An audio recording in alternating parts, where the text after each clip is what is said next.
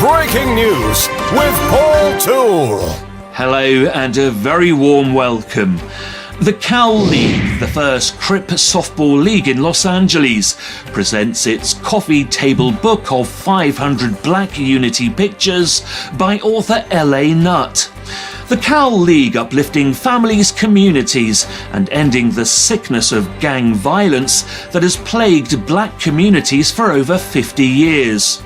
The Cal League players, former Crips on 11 teams, backed by their communities, create a safer environment for all LA communities.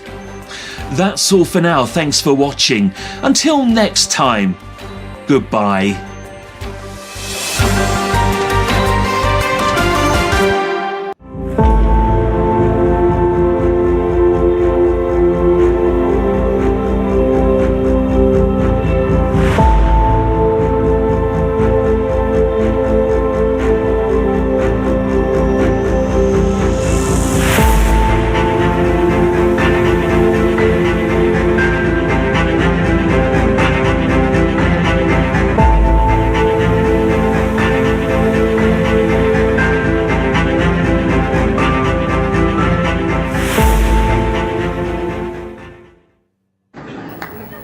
What makes you righteous? You see, I don't smoke, I don't drink.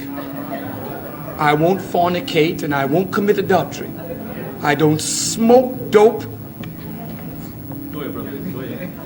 And I say all my prayers every day. And I give whatever I can in charity. And what else do you do? Well, what do you mean, what else? Is there something else? That's nothing. That's vanity. So you don't smoke, so what? So you don't drink. You don't use drugs. So what? What are you doing to better the condition of others? What are you doing to reform where you live? And if you do nothing to reform society with the knowledge you have received, then you are guilty of concealing knowledge. And that is a cardinal sin.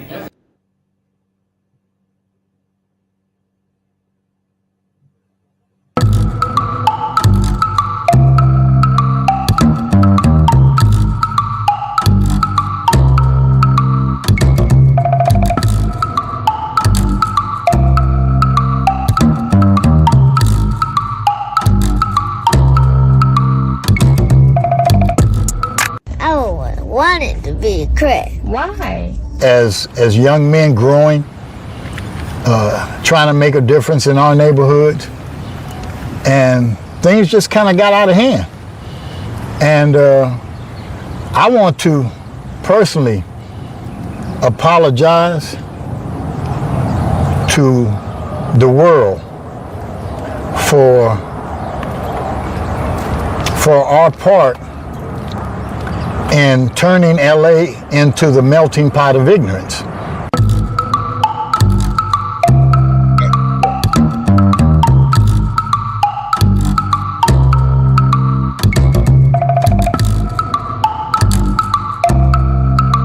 Hey, welcome to the show. I'm your host, man, Dr. Crip. We back again, man. Thank you for tuning in, man. Please like, subscribe, share, tell a friend, man. Let everybody know, man, that we back. It's Saturday, man. I hope everybody is doing good. I hope everybody is out enjoying the summertime. I hope everybody is trying to stay out of trouble. You know, with the Bloods and Crips, man, it ain't no telling what's going on. The only thing we can do is pray to be safe. Hope your kids are safe. Everybody is safe. Hey, welcome back. I'm your host, Dr. Crip, man. And this is basically a recap. This is Saturday, man, you know, where everything is open. We just basically doing a recap, as you see, what happened last week, what we was talking about. A lot of people was hitting me, you know, about some of the videos last week. So that was just one of the videos right there from last week. Um, um, it's a shame. I don't, people ask me all the time, like, who's that kid? I don't know. It's something that's from social media, but it's definitely GAMD, that he has. It could be cute, it could be alarm, it could be, oh, he'll grow out of it. It could be any of that. But once you are at that age where you say, I always wanted to be a Crip, that's kind of set in your mind a little bit as a kid, as a child. So you kind of tend to listen to people that are real Crips and Bloods. I always wanted to be a Blood. I always wanted to be a Crip. If your child says anything like that, I don't think that that's a joking matter. I don't think that that's really like something that you play with in this day and age. I don't really see that as like fun or harmless or any of that. Because if you ask anybody like me that walk my shoes, because you got a lot of people out here that they didn't walk my exact shoes, but hey, man, I know what your shoes feel like because I wear that same size. So that's basically people that, that don't have all that, BS on their jackets. That's real solid. That probably then got into it with their homies, over something that, somebody, some issues that's what the gangs are doing. This is why you don't let your child be a part of the situation. But hey, everybody, welcome to the show. I'm your host, Dr. Crip. One move away. How you doing? Hey, Dr. Crip, no more in 24. The streets are mad. Confusion of real and fake interventionists, real and fake gang members and leaders. That's a good statement right there. It says, they say the streets are mad. Confusion of real and fake interventionists. What is a real interventionist and what is a fake interventionist? That is a good question. I would like to say that I'm a real interventionist, but did I have some fake ways of doing intervention? Yeah, because what you see, you're pulling together the community to do all type of stuff. But what you don't see is, the way that it's going about. I got a lot of homies to get stuff done. Not lie like that in general. I'm talking, small little, what do you call them, white lies, to get them riled up. I have to make you see the power in yourself. And you may be a buster. You just may be somebody I need just a shirt to wear out there that day. Like, come on out here to support. But, I tell you, hey, man, listen, homie, homies, if they see you out there with the shirt on, homie, because you a real G, homie.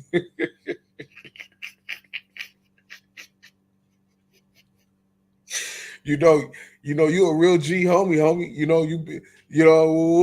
Man, that's just something that you have to do. But, I'm just playing. But far as a fake interventionist, that's those people that's out here, that call themselves influencers and all that other type of stuff. And, you just collecting a check from the city. I ain't never did nothing like that. I don't have the heart to do that, but real gang interventionists will always be under attack, man, because of the power that they have. And the way that they can use it, because the power can be used for stuff that you shouldn't be using it for, So it can get a little crazy because homies have messed off a lot of money, man. It's look, I'm gonna tell you something. I seen a homie. I think I might have told this story too. I seen a homie in the gas station one night on Century and Van Ness. He from down the street, way down the street. So he one of those dudes. He jeered at me, and he got the name, and his name is well respected, So, and this was a God meeting because only God wanted me out there that night. I have no idea what I was out there doing at after 1 o'clock on Century and Van Ness, late night, going to that gas station. I don't even think I got the gas that night. I probably was going to get a blunt or something. Who knows? But I run into this dude. This is years ago, maybe 10, I don't know. But 10, 15 years ago. But it lets you know nothing has changed because you can always, whatever happens in the past is a direct reflect of the future and what can happen if you don't correct it.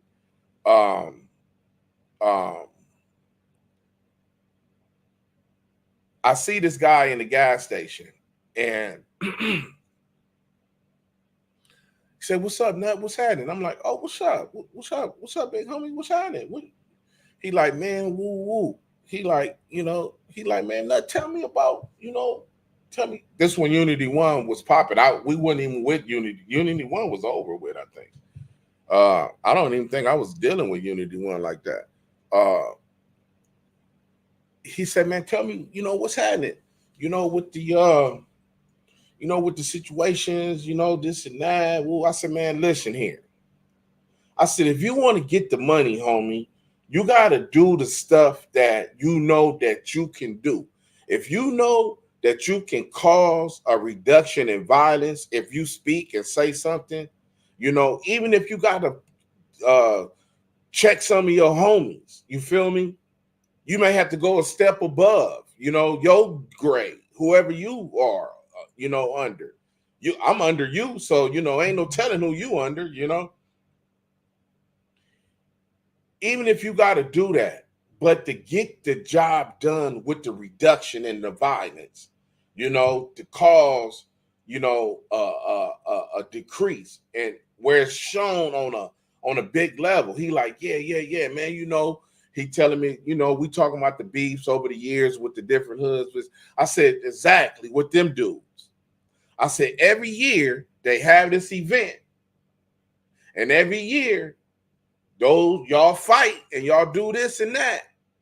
I said, if you stop that just 1 year, imagine what can get done. I said, you got months to start planning right now. He like, you right. I'm gonna get on it. So when that day come, when that event happened, when them two gangs had got to that point of that intersection to where they seen each other and they didn't fight or nothing, people was like, "Man, what's going on?" They they got this corner popping. Wait a minute, ain't nothing happening. They chilling.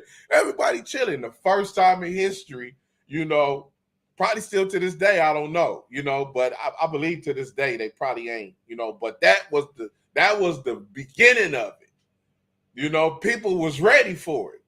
It always gonna stop right here. They're gonna get down. These two hoods, they're gonna start squabbling right here. It didn't happen. Maxine Waters ran over to my guy. Like, who are you responsible? Because everybody know if you can get something like that reduced, oh my God, you got to be the man. She took him, put him under her wing, and got him the money with his team and everybody. But when you get the money, that's a whole nother issue.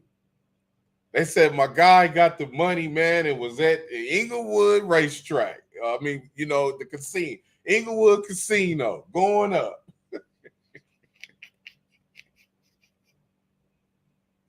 They called me. They said, I said, man, what's going on? What's happening? They said, man, the boy down there, man, gambling, doing all kinds of stuff, man. You messing off the city funds, homie. You can't do that. You can't do that. And it didn't happen over and over and over again. Once the money get into these Crips and these Bloods' hands, because they put the first part of the program together where they got the nonprofit number and they did everything, and they in business, boom, they get that big 100,000, whatever it is, and I gotta finish my 59. I'm gonna finish my 59. Man, I need some skirts for my 61, man. I need some skirts. Man, my baby mama, man, she need a new car. Yeah. This money ain't for all that. This money is for the community. You have to know how to continue the money, to continue to receive the money from the city, from the grants and everything. I tell the one of the 28s walked up on me because everybody from the hood, they told him, said, man, you need to holler at Huster Nut. That's the man who know what's happening with the gang intervention, this and that. I ain't even doing gang intervention at this time. Everybody telling him, go holler at Huster Nut. So he catch me in the park. He said, man, look, I got to holler at you. I need to holler at you. Okay, what's happening? He said, man, listen, I asked everybody, I'm trying to get into gang intervention, and everybody keeps saying your name. I need to holler at you. So holler at me. I don't run 9-0. I ain't got nothing to do with all that. What you hollering at me for? I don't control nothing. Nah, I'm not saying it like that. I'm just saying they saying holler at you, man, to find out what's going on with the gang intervention, man. I'm trying to get my feet wet and I want to get involved in all this other stuff. I'm like, yeah. I'm like, okay. I'm like, what, is you in it for the money or what? No. I'm in it from the heart, but if I could pay my rent, I'm gonna pay my rent, Yeah, well, maybe you should get a job too, though. And do this on the side, Yeah. I'm just trying to find. I said, man, listen, let me explain something to you, homie. Big homie. Gang intervention ain't, it's something that's from the heart. If you're not in it from the heart, it's going to show. And if you're dealing with me, yes, I could have had hundreds and thousands of dollars of grants and all that, but I don't have no 501c3. But what I do know how to do is get money to another 501c3. And what I do is I tell that 501c3 who I help get this money, hey, man, you look out for your boy. And they cut me a percentage. And you working in how you need to work it in. And I can tell you how to do that. You feel me? What the lingo is to do that. Yeah, and I'm done. So if I get you a $10,000 grant, man, just throw me about $1,500 or something, man, and we good. And you go handle your business. I don't need $5,000 of the grant, $3,000. Man, hey, man, I need about $1,500, homie. That's going to help me. And just go handle your business with everything, and just what you do. Ooh. Oh, okay, for sure. So the homie like, yeah, okay, for sure. So I said, well, let me ask you a question. If $100,000 grant was to land in your account right now, what would you do with that $100,000? Oh, shoot. Okay. I'm gonna do this. I'm a rent a building, and I'm gonna get a vehicle. I'm gonna make sure the program. I'm gonna hire some people, I'm gonna basically try to look out, for as much people as I can, and hopefully I can look out for myself. I'm like, yeah. I said, okay. I said, well, look, let me explain something to you. If you was to get $100,000 grant right now, if somebody gave you $100,000 grant right now, let me tell you what you're supposed to do with it. If you're dealing with somebody like me, can I tell you that without you getting mad or upset or whatever? Like, yeah, for sure. I said, well, look, you got $100,000 grant. They just called you. They've been waiting for the approval, whatever. The bank called you. Boom. They said, hey, woo, the money is approved. The wait period is over. You can now start using the funds. What is the first thing that you do? Said, I start letting people know. Woo. I said, okay, that's good. I said, but this is what I would do. The very first thing that I would do is I would go find my building. I would once I find my building in my neighborhood, I would talk to the owner of the building. I will find out about the condition of the building and everything like that. What's the state of the building, you financially, the whole nine. And I would get a 3-year lease with that owner, and I would just pay it up front. However much he charging, boom. I'm looking for discounts, whatever. I'm about to get a 3-year lease, and I'm finna pay it up front for 3 years. So that may be,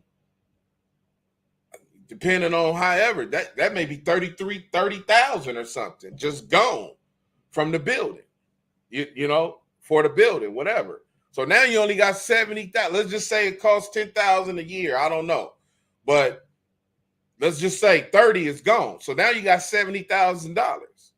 He like, okay. I said, what's the next thing you do?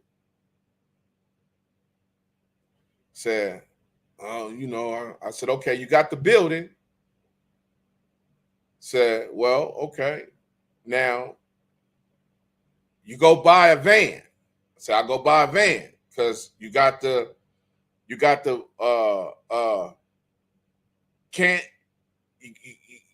van. So you're gonna be dealing with kids. So I got to move kids around. I'm gonna be doing stuff. So you need a van. So okay, well, all right. I know what cool vans is. No. Don't go buy a van from Little Mad Dog. Don't go buy a van from Big. From Big Concrete. No, go to Chevy. Go to Chevy, Ford, or whoever you're going to go to, and buy a van, a 16-seater passenger van. Go get the van with all the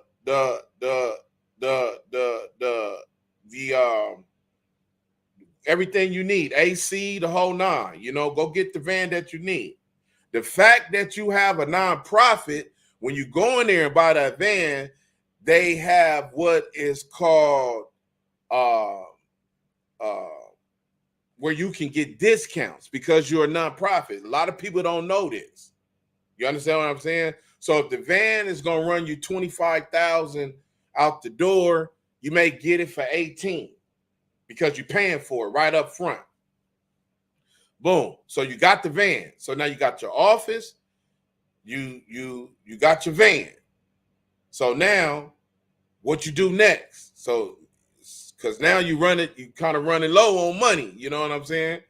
So what you doing? So well, okay, I'm trying to get, I'm trying to do this and that, okay, well, now that you got the van, now you can go get you what is a car, a personal car, but for the community too, because you don't want to go everywhere in the van. If you got to go somewhere, the van is big, whatever, but you ain't got to go buy no new car. You don't have to go buy no new car. You can go get you a decent car, something cool that's going to make it to the meetings that you're going to have to go to. Okay. All right. For sure. So you got about, I don't know, you getting low though. You just say it cost you 20,000. So now you got 50,000, so, now you got 40,000 or whatever, so you're down to about 40.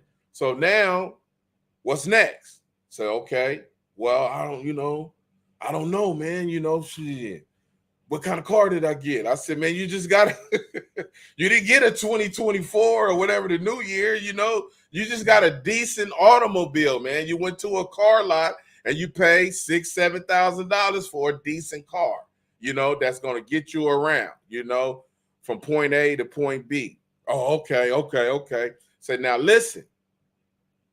So you got you an office, you got you a passenger van, and you got you a nice car to do whatever. So a decent car, not no Benz. Don't go messing with baby, Red and go buy his Benz. Well, don't go do that. Just go get you a nice, decent car, preferably American, something that you can work on or not hard to work on. So now what you do, say, well, what's next? Well, I don't know, man. That's why I'm asking you. No, I don't know. Just tell me. I'm like, listen, now you go fix your office up. You feel me? Now you go fix your office up. Go get everything you need for your office. Call in the people. Let the companies know, because, see, most people don't understand. When you have a nonprofit, you can get a lot of stuff done. You can get a lot of stuff done that's cheap with discounts and everything, because you have the nonprofit. So you have to learn how to use your number. So you lay out your office. You get the basketball goals, you get all your sports stuff, you get your educational stuff, you get your computer system, you get your room where it's the lounge room. Make sure you got your kitchen area together. Get everything you need together in your office. That may cost you, $10,000. Okay, now you down to about, $30,000, $20,000, whatever. Now you assemble your team. You know what I'm saying? You get your team together, people that you can give stipends to. Not checks, stipends. You got to understand the math when you're using a nonprofit. Everybody think, oh, I'm on the payroll. No, these are stipends. You basically you building up your volunteer team. Now, once you got all this stuff is in order, what's the first thing you do? Like, I don't know. You go get all your homies, kids, everybody that they kids never been. I like museums. My program is called the Educational Ride. It costs me $60,000 to run my program every year. $5,000 a month to go to the museums. That's what my program likes to do. So you get these kids together. So whatever it is that you want to do with these kids is what you do. And you pay your staff, your volunteers, and everybody. You get them stipends, and you make sure they get good stipends, for handling the kids and everything. And you put these events. Oh, okay, I'm gonna do this event. I'm gonna do this event. I'm gonna do this event. I'm gonna do this event. You know what I'm saying? Boom. The point of everything of it is you pay your bills, you do everything, you let that money run out. This is the point. When you get money from the city for a nonprofit for community resources and development. The same people who you got that grant from the last time, when it's time for that grant to come up again, guess what? You should be pretty much broke by that time. Now, you do your annual meeting. You invite those same people. Boom, boom, boom, boom. They haven't seen you in 1 year. They don't know what you did with the money. Now you invite them back. They come check out the facility. Your facility is open to the public, after, school, everything. You got a nice running facility. You invite them in. Hey, okay. Hey, how you doing, Miss Jackson? Hey, how you doing? Goldberg, hey, how y'all doing? Okay, boom. Like, okay, so hey, what's going on? The last time we seen you okay. What's going on with your building? Oh yeah, I got a 3-year lease. What? You got a 3-year lease? Yeah, I didn't. Oh wow. Most programs just rent for a year and pay month to month. When the money is gone, guess what? The program is over with. You got a 3-year lease, you pay. Wow. Oh, okay. I love the facility. What? Yeah, this is our computer room. This is our computer room. This is our lounge area. This is where the kids can come in. They play the video games. They do everything. Woo, woo. We have all the kids programmed to come in. They help clean up. Let's go outside in the back. This got the basketball goals back out here. Some of the kids like the tennis, ping pong. So we got all that stuff going out here. Oh, wow. This is nice. So you pay for it? Yeah, I just went on and just bought everything brand new. I had, I had my IT guy come in and he laid everything out for me. Oh, that's wonderful. Yeah, I'm up with Spectrum. I used the you used your nonprofit. Oh, that's great. I was going to suggest that you did that. Yeah. Oh, that's good that you did that. Oh, yeah. And I bought the van out here. Oh, yeah, you bought a van. Oh, that's nice. Yeah. Oh, I love how you have the logos on there, the pull-off logos and everything. Yeah, we use it to pick up the kids, the community, whatever, when we go to our trips. Everything we do, my staff here, they pretty much volunteered. They work on stipends for me. You know what I'm saying? Everybody volunteered their time. Wow. You know what? This is really, really good. So what? Yeah, we kind of broke now. We just paying our bills at the lights and all that with the donations that we get in. So we pretty much pay the lights and we try to keep up stuff. That's beautiful. You know what? I think that you guys qualify again for the grant. We really like the way that you use the money. I'm gonna tell you something. In the inner city, most programs and organizations, they kind of spend the money, on personal stuff. Well, I did buy a car that was it's not. Well, I bought a car. It's for me, but it's for me. When I got to really run, I want to jump in a van.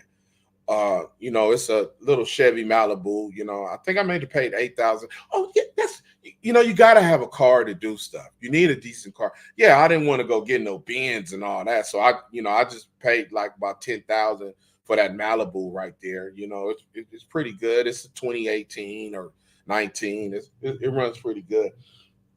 You know what?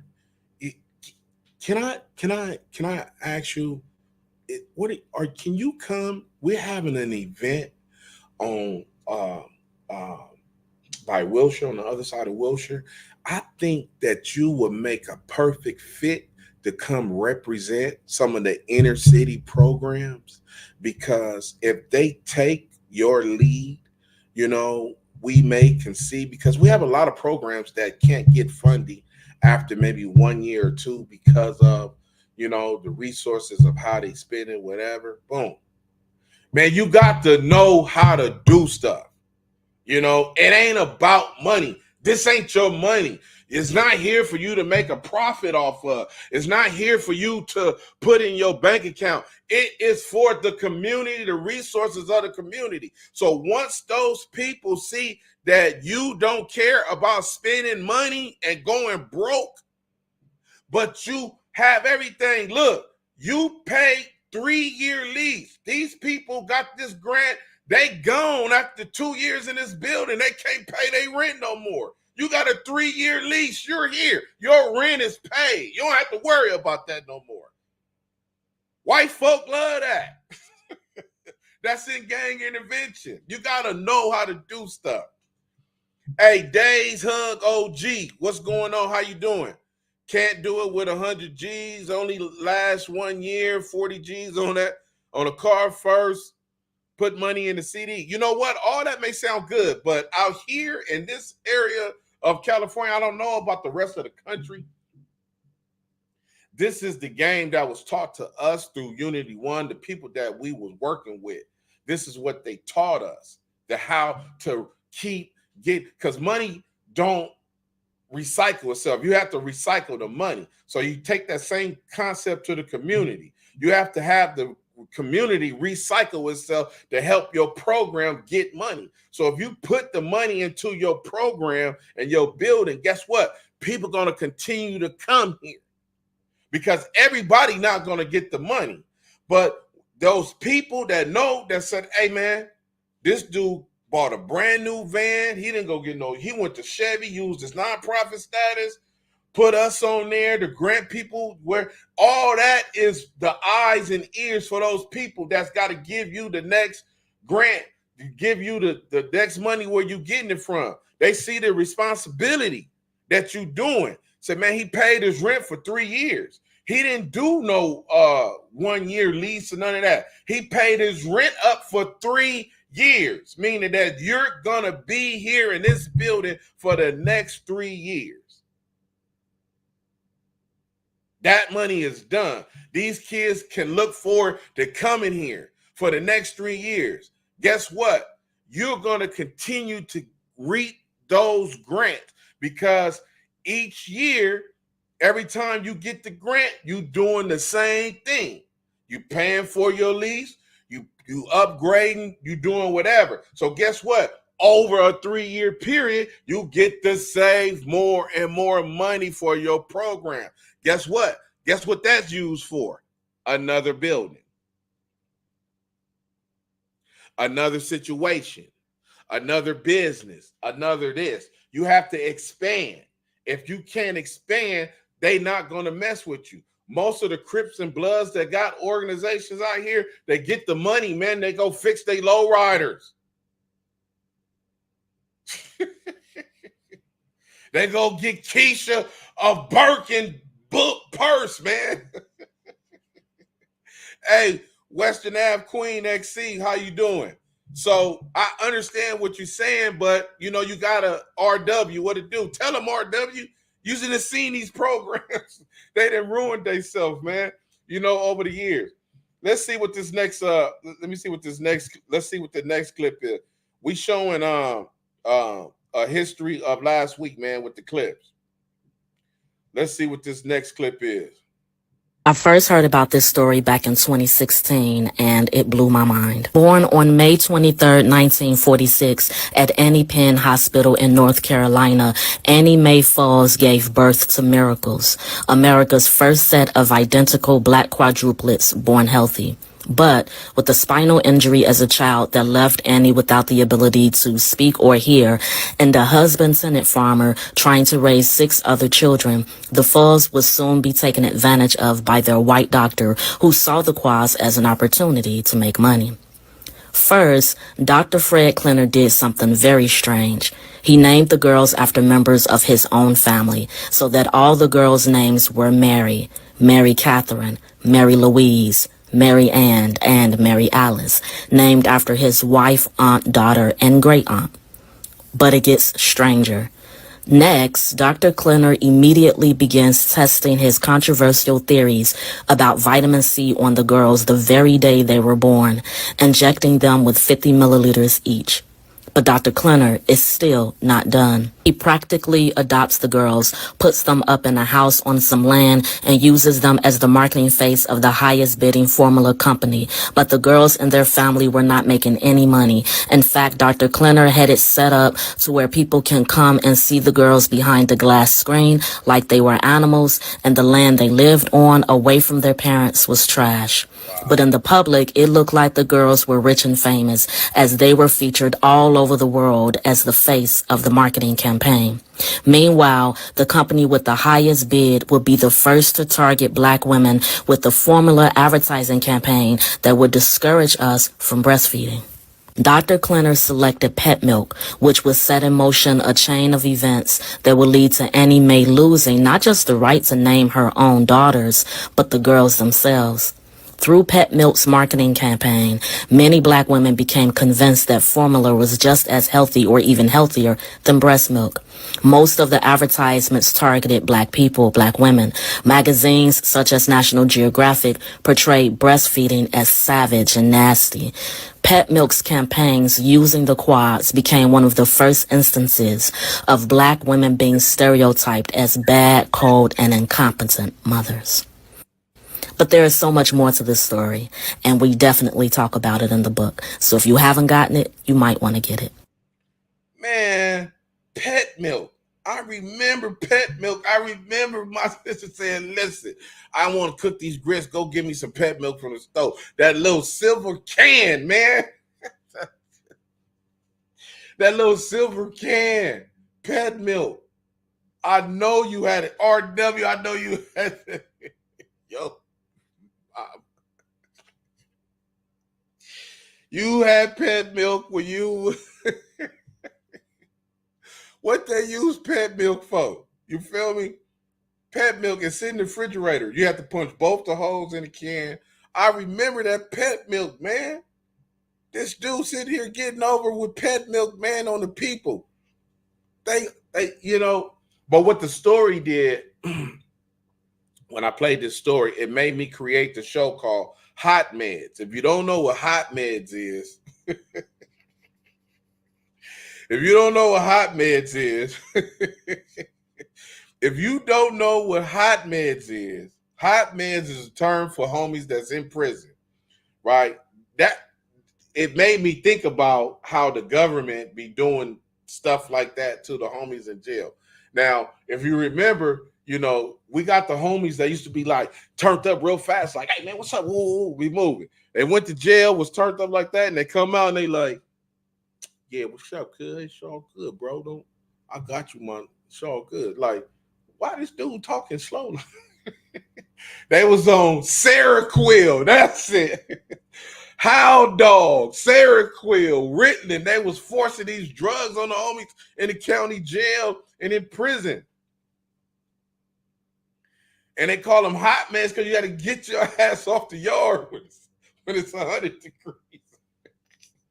Because you're going to fall out. And, those medications, man, was slowing the homies down.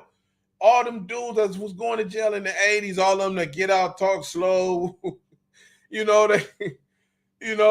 putting you on this Ritalin, Seroquel. Now, when you was fighting the case, I remember the homie was fighting a hot one. And we seen it. We came back from court. We seen the homie in the yellows. I'm like, now this ain't no ordinary homie. This is a nigga that out here getting bread, money, everything. Like, what is he doing in the yellows? Oh, okay. So we think you playing crazy to get your case, right? Boom. So we talked to him. He like, yeah. I'm trying to, play the case. Boom, boom. So as time goes on, I'm in here for 6-7 months. He taking, he got to take the meds because when you in the yellows, you got to take they forcing you to take the meds.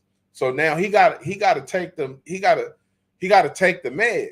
So over a period of time while I'm in here fighting this little dope case, I'm seeing the homie occasionally in the yellows. And I remember distinctly one time he came and he was like, he had his hair in a ponytail. He was looking all weird. And I was like, what's up? What's up, Cap? What's happening with you? He was like, oh, nothing. It's all good. I'm like, what's up with your case? He like, man, you know they on some bullshit, cuz, but I'm gonna beat this shit. I'm like, hey man, I'm like, are you taking the man? What's happening with he like, oh no, I don't take it all the time. But they make you take it. I gotta take sometimes depending on who on duty. They make you take the meds, So I'm like, hey, you can see all that energy.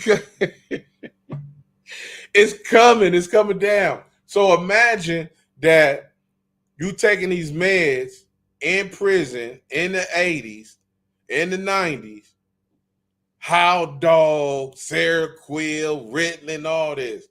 And it's slowly turning your brain to mush, and the drugs is in your DNA. So your girl is coming up here, you section your girl, you putting these seeds in her, and that's them 80 babies. They 40 years old right now. And they the G's running everything.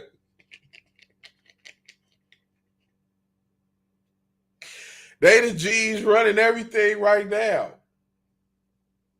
Remember the homegirls, they get on the homie when he fresh out because he got a check, because now he getting a check because he not slow, but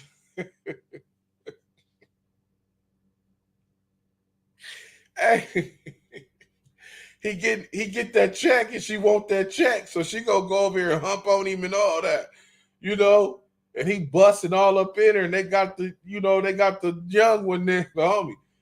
He from the hood and everything now. Yeah, 80 babies. You know what I'm saying? That's what they are, 80 babies. And they grow up now, and now they the ones in control of running your kids. They in control of your kids right now. That's 12, 13, 14, 15. They the ones who putting the words all the way down to the 30, to the 30-year-olds, to the 20-year-olds, come from the 40-year-olds, and go down. Because my bracket, they like, oh, we don't, my bracket is pretty small where we'll get out and beat your ass. It ain't a whole lot of us left that you'll get seen. Because we ain't on drugs. We don't do drugs. We ain't on drugs. Stay in shape. We good. We're going to beat your ass. But the other ones, everybody, diabetes, heart issues, it's all bad. So the 40-year-olds is the ones that, with their ailments or whatever they got, they taking over. So they putting the word all the way down, So that's what made me do that show called Hot Meds, man. Hot Meds with the Bloods and Crips. They in the county jail, Seroquel. I'm like, what are y'all doing with Seroquel? What is that? Oh, look, you don't know. This is him.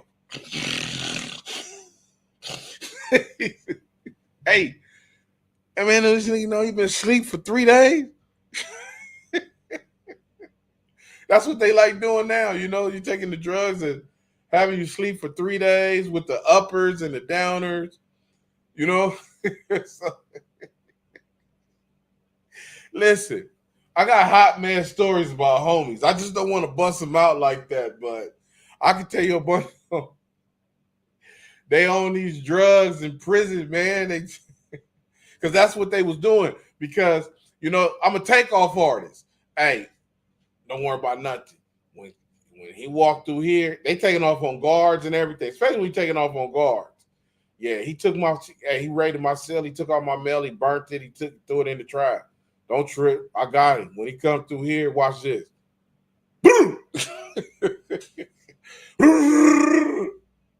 So guess what they was doing? The prison say, listen, man, in order for you to calm down, you got to take this prescribed medication. You need to take this Seroquel, this Ritalin, and all that. And guess what that's going to do? Slow you down. Because you a headache, So imagine taking that for 10, 15 years, then coming home, Or you was just trying to get high 10 to 15 years.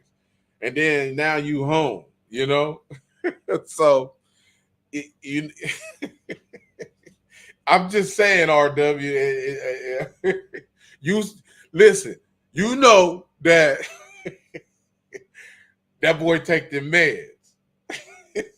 That's your friend. He in your bracket.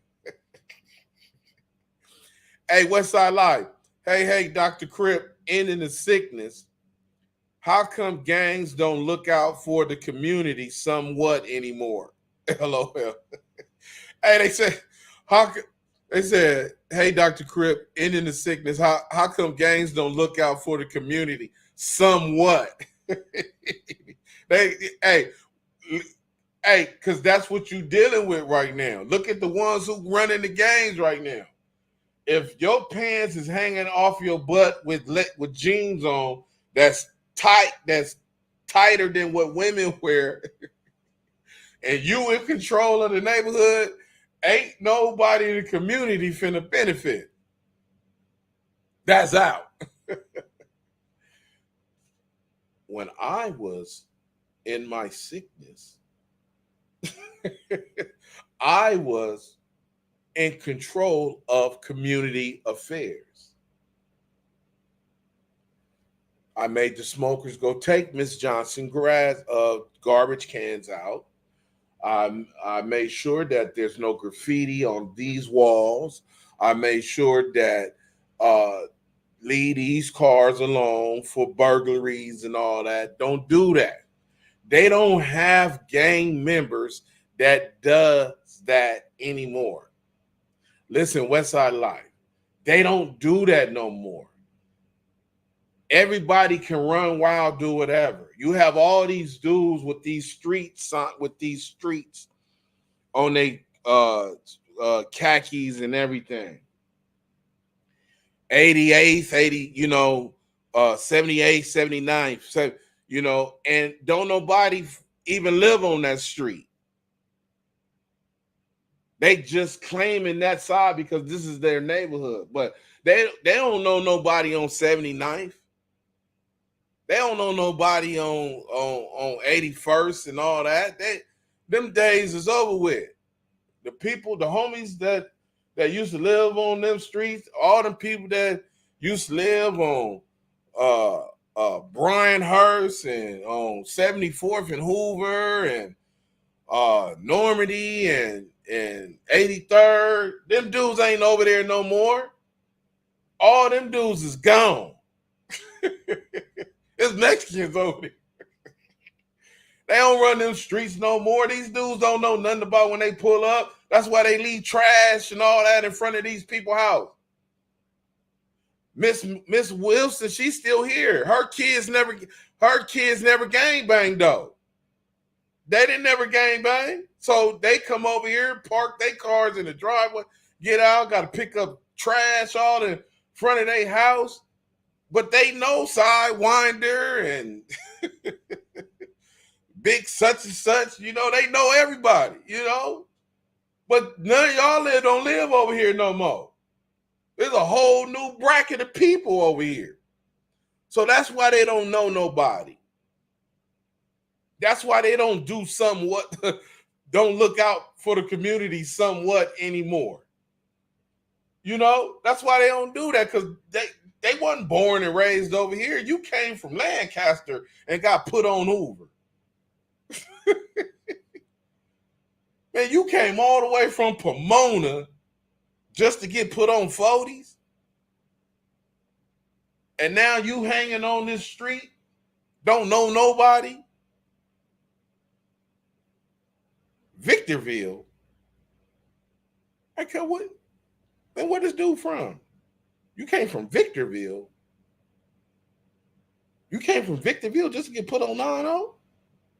Yeah, well, I know such and such. He was effing, messing with my sister, so I know him. And, I be on this page, so I told him I wanted to be from 9-0. And he told me to come on down. So you got to come all the way from Victorville. Because you don't know nobody over here.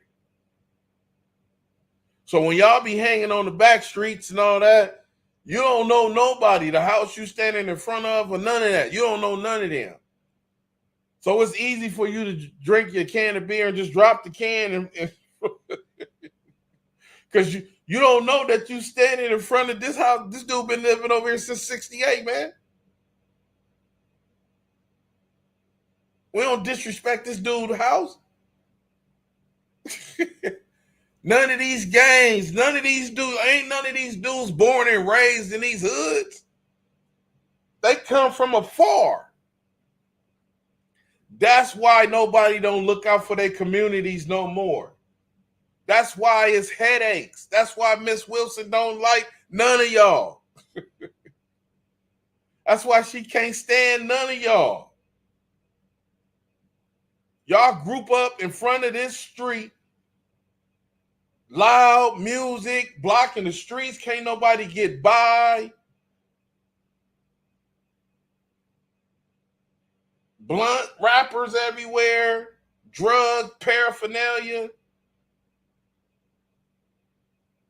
Man, my house worth, man, look, let me tell you something. These dudes don't know nobody on the back streets over there. Them houses is worth $800,000 now.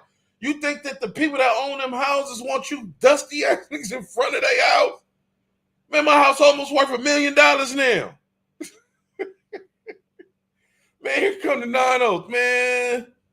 Man, I'm calling the police. Man, these dudes, man. Man, my house worth these houses worth $800,000, man. My house almost worth $1 million. Listen, man, by 2030, every house in the 90s gonna be worth $1 million. You think I want you dusty ass niggas standing in front of my house? You think I want y'all grouping up in front of my house? Don't none of y'all parents, don't none of y'all live on none of these streets, 96, 95th, 94th, 93rd, 92nd, 89th. Hobart, Halldale, nothing. Y'all don't own nothing over here. But y'all getting mad because we calling the police because y'all standing in front of our house. Just the hood. Hey. Man, if you don't knock it off, that's why don't nobody do that no more. My bracket is the last bracket that look out for community. That's it.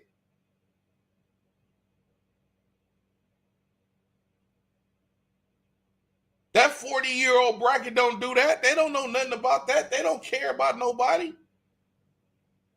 So if the 40-year-old bracket don't care, what the 30-year-old bracket gonna do? For sure, the 20-year-old bracket, come on, man. That's why none of them brackets don't care about nobody in their in their community. They don't care about that. They don't care what's going on. You can write on anything over here.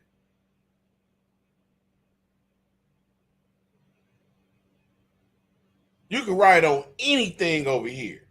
School, the elementary schools.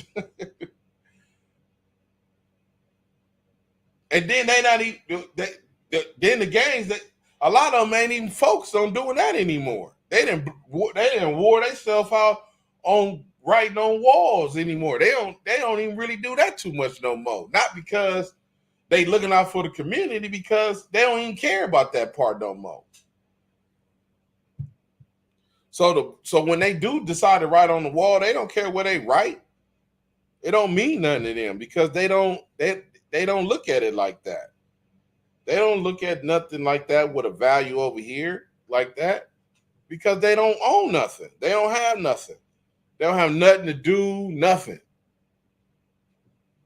They don't own nothing over here. They don't live over here.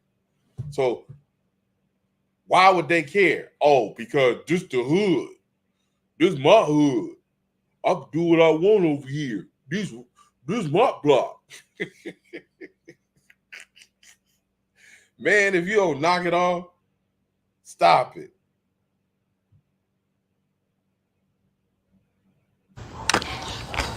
What's up, Tracy? Hey, Jaquez. This is what I found in his room, man. This the gun? Yeah. You can't be serious. Oh Yes. my gosh, man. Where is he at? He inside the house. Damn.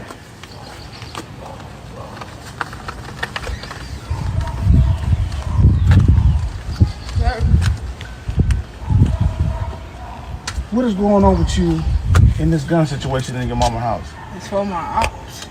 For your ops? What you know about an op at 16 years old? They show up, I get them. I use that for my protection. Son, that's not the way this world gonna work. You need a gun for your protection for some ops at 16 years old? Yep. You supposed to be doing better than that. And why you got that smile on your face? This is not a laughing matter. This is serious. You understand that? Yeah. Why you talking back to your mom? Because she don't listen to me and she be acting all crazy. Your mama acting crazy? Are you being serious right now? Yes. You can't be right now. So what's this about you not going to school and shit and you hanging with the wrong crew coming in late carrying guns and shit? What is your problem? I don't care. You don't care? You don't? Nope. Do you need to talk to somebody so you need some counseling or something? No. So what the fuck is your problem? Because you're making me think something wrong with you. You know I love you, right?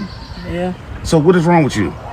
Nothing. Get that smile off your face. Nothing what? I don't care. You don't care. So do you know what prison is like? You ready to die and go to That boy got GAMD full blown. It is full blown. And the only way he is going to come back to reality is in a scared check mode. He has to be frightened.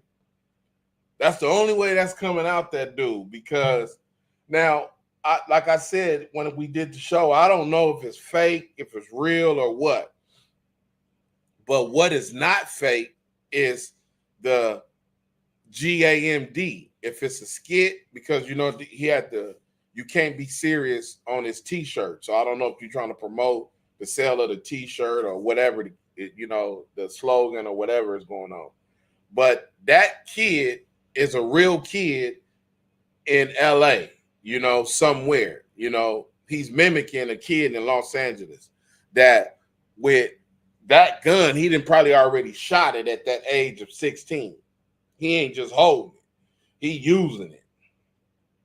But that's a social media. This is a social media disease. And for him to be 16, you know, all his gang addiction, mental disorder is has a ride out of social media. So that's a reason to keep your kids on social media watch and, you know, keep them on a social media check, find out what's going on with them. But that, you know, it ain't too much that you could say to that kid right there, right now, you know, other than, you know, some serious, strong role models coming in, breaking him down. You know, he need what is some of them ops to come break him down, like some real like ops to come really holler at him to let him know, like, oh, so I'm your op, huh? So, you know, when you go to jail, that I'm gonna be the one who gonna be going up in you. What you mean going up in me? I'm gonna go up in you when you come to jail. You 16, right? Yeah. Well, when you come to the facility, I'm the one who I'm gonna rape you. I'm the what? He need to hear stuff like that. And it need to be told to his face, because homies have a thing called, which they do now because, you know, LGBTQTFG didn't already infected Crips and Blood. So there ain't no telling what they got going. You know, all the gang, they, you know, come on, man. Look at the videos. Don't have me start pulling up videos. But we already know it's bad, you know, that it's going down, you know. So that's something that's happening when you go to the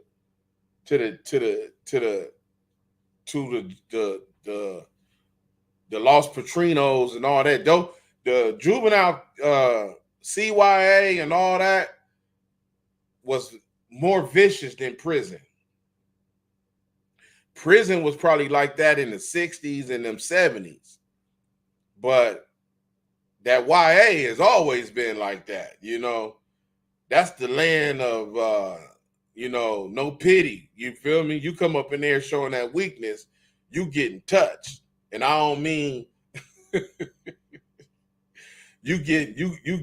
it's going up in you. You feel me? So you gotta watch that, But that kid need a whole lot. And you got a lot of kids that's out here like that right now. You feel me? And what you do is right here. It's available in the hardback. You can read all about it. Available now on Amazon or where you from, homie.com. It's a shameless plug. Don't worry about it. It's all good. Don't worry about it. But that's what's happening. That these kids like this, they need to experience something that is terrifying to their soul to break them. See, I got a Scared Straight program that I wanted to bring in that put kids in a position to what they fail. You know what I'm saying? And like, oh, listen, you didn't already told. See, now once this find out, you go to the hood, you liable to get killed for this because you didn't make the cut. You didn't make the cut. And because these dudes trust me, I'm speaking from experience. I'm talking about homies that took kids across the state line at 12 and 13 years old and had them selling drugs in different, houses and locations in other states. But this is what is considered hood. Like, oh, he a real nigga for handling this business like that. Oh, you took 12, 13-year-old kids across state lines, put them all in the dope houses, forced them to sell drugs, get them petty cash, kept their money, pay them however you're going to pay them, do whatever. And this is real. Like, you a real shot caller for that.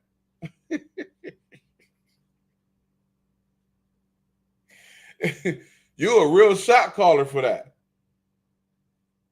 You put kids, you took real 12, 13, 14, 15, even 16-year-old kids across state lines, made them sell drugs in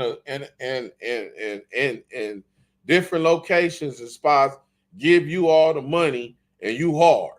That's something that all gang members need to do if you want to succeed in life and become a rich gang member. Well, I'm pretty sure I could have done the same thing. That ain't my thing. Hey, boy, when them dudes came back from out of town, I was up there with Ghost. He was like, every single dude that come out here, he was seeing them. He was seeing them. Everyone that walked up them steps got seen. They did what to you? They did what? What? Oh my God. Man. Ghost made that young dude see every single homie that was out of town that came up them stairs. Now, a couple of them he couldn't really get with, but it was a good fight. And a couple of them he seen right off the top. Ding, ding, ding, ding, ding.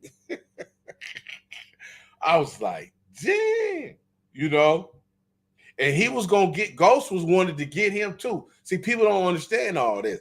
Ghost wanted to get him too. But he didn't come up to the park that day.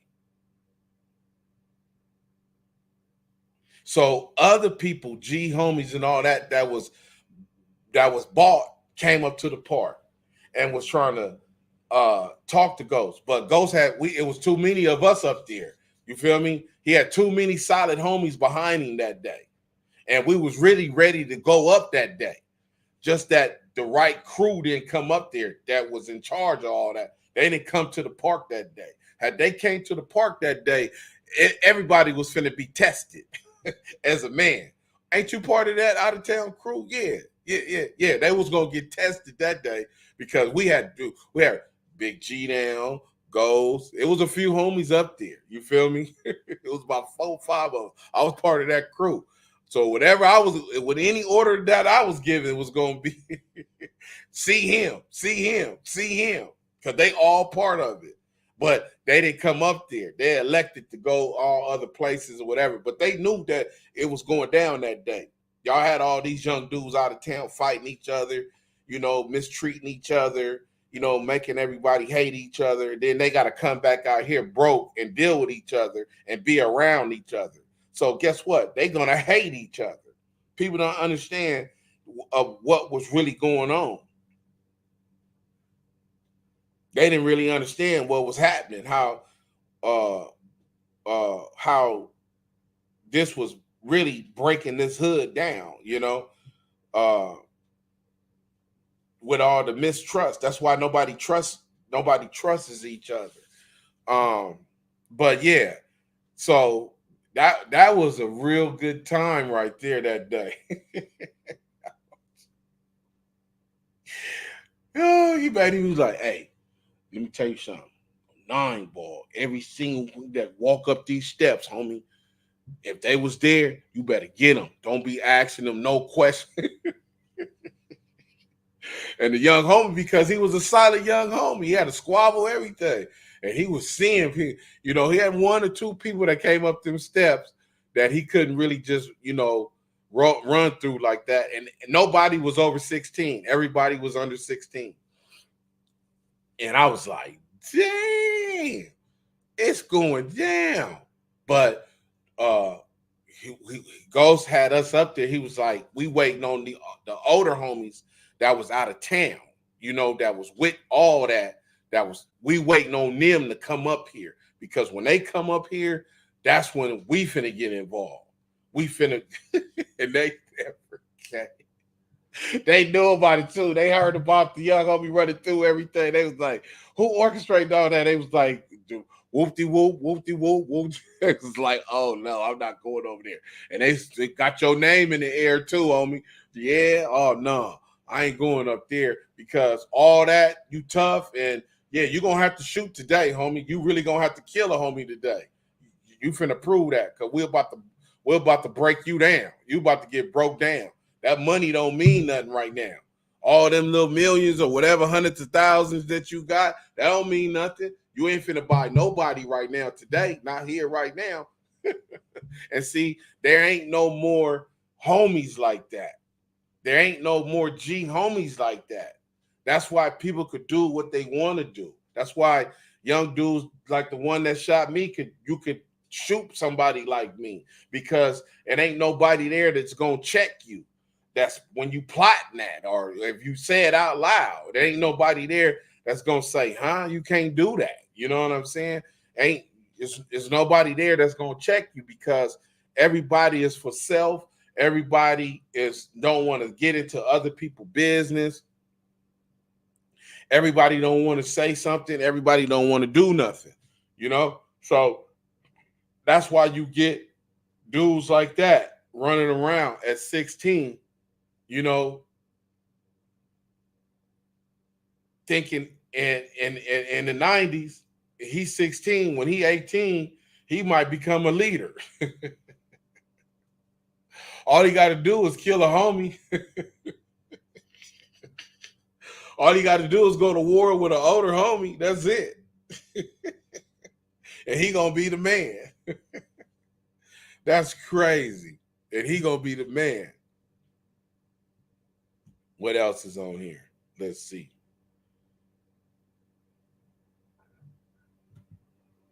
You're selfish, bro. Pull over, bro. Just pull over and put your hands up, bro. My baby is in the car, Dayon. Bro, Dayon, just pull over. Let us out, bro. Fuck, cuz these bitch-ass snooping niggas, Yo, just let us out, bro. Let us out. Oh, I'm not even supposed to be in this shit right now. Bro, let us out, Dayon. Dayon, let us out, bro. It's over with. Dayon, let us the fuck out. What is over? Oh, stop this. Bro, no, I'm not relaxing when you got my baby in the car. They got guns pointed to the car. They about to hit the car, bro. You're not thinking about your baby right now. You finna get our baby too, bro. They gonna smoke me. You already did it the first time, bro. Don't do this shit again, bro. Well, I love y'all. I'm never gonna see y'all again. Bro, we love you more, bro. You is gonna pussy is a gift, but you gotta pull over, bro. You have to, bro. Pull over with your hands in the air, Dayon. Bro, it's over with. Bro, Dayon, pull over. Hey, you know, I I don't know what it is. I don't know. Listen. I don't know what happened. I don't know how he got in that situation, but all I know is that you didn't say, "Oh, it's all good. I'm finna go when I go to jail. I'm finna deal with all these Hoover dudes that supposedly got you in this hot mess." Because it sounded like they was doing their job because they don't like you, you don't like them, so they was at work. So I don't know how they could put you in a situation where you had to shoot at them or run from them or do whatever it is that you was doing with them. But the fact that you got your baby and bro in the car, that's what they it's now bro, everybody is bro in the car, it's crazy. And it sounds like it's over with? I mean, what is over with? You getting life now? I don't know if he know they soft on crime right now. So if you got a good attorney, it's a chance for you to get out. He might be broke, huh? You know what I'm saying? Because usually you sell drugs, you stack your money, you catch a case, you get an attorney, you bail out. That's not how this generation think, huh? Oh, I'm waiting on a flock. Or I'm waiting on a robbery. Until then, I just got a snatch purchase from old women and sex. Women with low self-esteem, getting as much money as I can from them until I hit a lick, or whatever. But when something like this come about, I guess you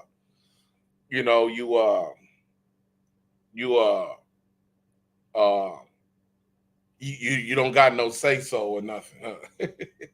You can't, and to film it yourself while you panicking like that. If he's on a case with somebody, I don't know. You feel me? I can't say that he's gonna stay down according to whatever. Because when you said I ain't even supposed to be in this, that's almost emotion of I don't want to be here. Listen, man, let me tell you something. If you fight like this, if you get out there, hey homie, get out there, huh? If your nature is any of these things, hey officer, what we going to jail for? What? Hey, officer, what? Hey, man, I got a job, man. What we going to? If any of that, if any of that type of stuff, is taking place, chances are that it ain't gonna work out in that police holding tank. Once they get in that room, you know what I'm saying? Chances are, I didn't see him say, "Oh, when I get to the county, I'm finna see everyone." I didn't see him say that. I heard him say, "Man, because of these bitches," whatever they did, Hey, King Son, that says a lot about the hood if an 18-year-old can be a leader.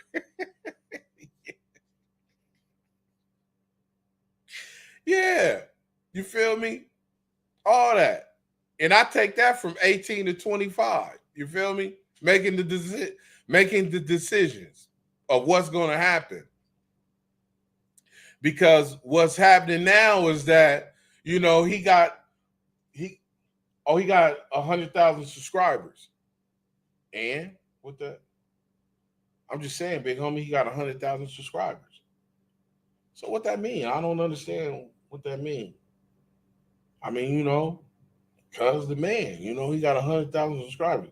So because he got 100,000 subscribers, he get to tell y'all, ain't you been from the hood like a year or two before him? How he controlling you? Man, you scared of that? He got 100,000 subscribers. Hey, blood, check this out. We ain't going over there behind. Hey, cuz shouldn't even been over there at that store. We don't go to that store. Ain't that stores in our hood? That don't even matter though. We don't go to that. Hey man, listen, why niggas always trying to say, see these old niggas always trying to change the subject like, man, that's our, but we don't even go to that store, homie. Hey man, that's our hood right there. That's our store too. Both these stores is ours. He shouldn't have never even been over at that store. Why you go to that store and got jumped? Man, I ain't doing all that going behind him because he went to that store. That's our hood. He can go to that store. Man, listen, listen, niggas can do what they. I ain't arguing with no. I'm on. I got 100,000 subscribers. That's the leader. That's the leader right now. Them the ones who running everything. Them the ones who running everything. They can tell your kids what to do, how to do it, when to do it. They can, hey, look, they can tell you, listen, man, we changed the way the hood sign is. What? How long you been from the hood?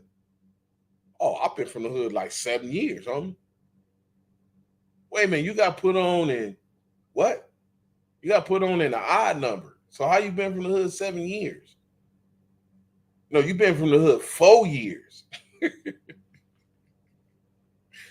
Yeah, what that means? I got 100,000 subscribers. I got 3 cars. I get to run and ain't nobody knocking him out. Hey, look, I was getting into it with all kind of young, and that ain't my fault. They were picking on me, RW. They were bringing their problems to me. I don't have nothing to do with all their problems. They was running them problems to me. They was knocking on my door. I was minding my business. Man, you can't, listen, I don't care how much money, who you think, what kind of 08 foreign you got. I'm about to beat your ass. You ain't finna talk to me any kind of way. I'm not scared of you. I don't care about no gun that you got. None of that, man. Dudes get to do what they want. They get to do what they want. They get to do it how they want. You feel me? You ain't even been over here 10 years. You've been over here 7 years, homie. And you shooting homies and all types. And when you get caught, guess what? You're going to be the first one to tell. You're going to be the first one to give up information. You're going to be the first one to do this. You're going to be the first one to do that. When you get to the county, you're going to be the first one. Hey, homie, where you from? Fuck nachos. Oh, man, it's all good, homie. Man, shut up. Hey, man, I know you. Where I seen you from? And you don't know me. Shut up. Fuck nachos. Man, listen, homie, I know I seen you from. You ain't said nothing about squabbling, fighting, nothing, but you out here shooting homies. You out here shooting homies. Emotional mama boys. Hey, that's what they are. Emotional mama boys. Look here, King Son, let me tell you something. Them dudes was doing all kind of foulness before they shot me. I don't have nothing to do with none of the stuff that they was doing. Going to people's hoods that we don't even beef with. F you.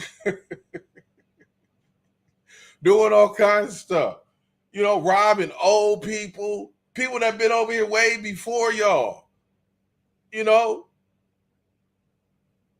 I don't have nothing to do with none of that, man. Homies is arguing with these dudes talking about, yeah, that's why Nut said this. That's yeah, Nut said that's why all you niggas need to get seen and beat up.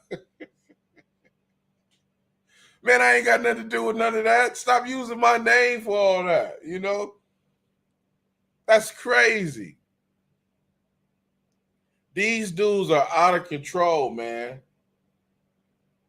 This is why you do not want your child to be a part of a dysfunctional, unorganized gang. Everyone, Bloods and Crips. Tell me one gang that's organized. Oh, they got their stuff together. Oh, so you mean to tell me that every single person that claimed that neighborhood, that got that neighborhood on their body, they all doing good? No, I ain't saying that. So why you talking to me? There ain't no gang, Blood or Crip, that is organized 100% from the top to the bottom. Stop it. It's not. No more in 24. We don't need no more Crips and Bloods. If you saying Kendrick Lamar brought all these dudes together, so what's the need of keep putting people on? We don't need to put nobody else on. It don't need to be no more Bloods and Crips. That should be the first thing going away.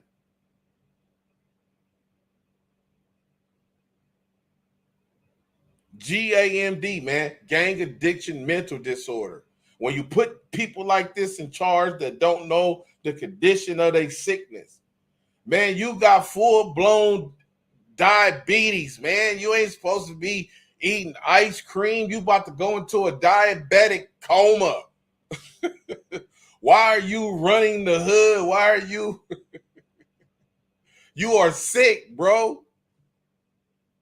You sick. You know? Come on, man. Hey, this is Dr. Crip, man. I didn't mean to keep y'all too long, man. You know, I just wanted to tap in and, man, and say what's up. One move away. Days Huz OG. Days Huz OG. How you say that? I don't know how to say that. I don't want to say your name wrong. Days Huz OG. Damn. Anyway, welcome to the show, man. Please come back and holler at us again. RW, Western Ave, Queen XC, Westside Life, King Son, man. Thank y'all for coming through, man. We will be back tomorrow again, homie. Sunday Gospel with Dr. Crip. Yeah, I think it started at 6 o'clock, too. I'll be here at 6 o'clock tomorrow. Sunday Gospel with Dr. Crip, man. It is fabulous. Hey, this is Dr. Crip. Please like, subscribe, share. Let everybody know, man. We'll be here tomorrow, man, with Sunday Gospel with Dr. Crip. We out.